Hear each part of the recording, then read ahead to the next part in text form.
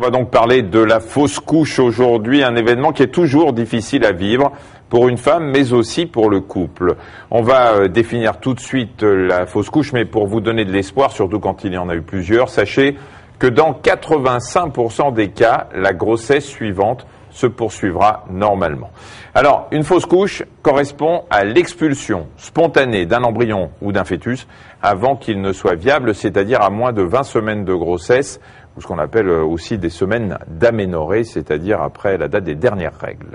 On va commencer, professeur Thévenet, par un rappel anatomique. Un petit peu d'anatomie. Voici un utérus, vous le reconnaissez. Il y a de part et d'autre les trompes et les ovaires en blanc.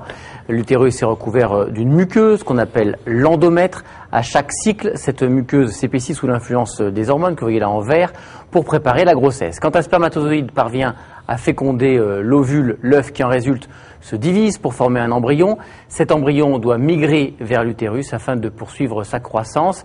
Il s'implante dans l'endomètre et un réseau de vaisseaux se forme alors de part et d'autre de l'endomètre entre la mère et le futur bébé. C'est ce qu'on appelle le placenta. On va voir ça sur un schéma. Ce placenta, tout au long de la grossesse, va rester collé à l'endomètre de l'utérus, Michel. Alors juste, c'est une coupe de placenta. Ici, on est du côté maman. Ici, du côté embryon ou fœtus, puisque vous avez ici le départ et l'arrivée d'ailleurs du cordon ombilical. Et ce n'est qu'après l'accouchement que le placenta est expulsé. C'est au cours des 12 premières semaines de grossesse que le risque de fausse couche est le plus important. Alors cette période englobe la fécondation, l'implantation de l'œuf et puis l'apparition du placenta ainsi qu'un début de développement. Les fausses couches de cette période passent souvent inaperçues parce que l'œuf est évacué avec les règles, soit parce qu'il n'a pas pu s'implanter dans la muqueuse de l'utérus, soit parce qu'il s'est arrêté de se développer après l'implantation.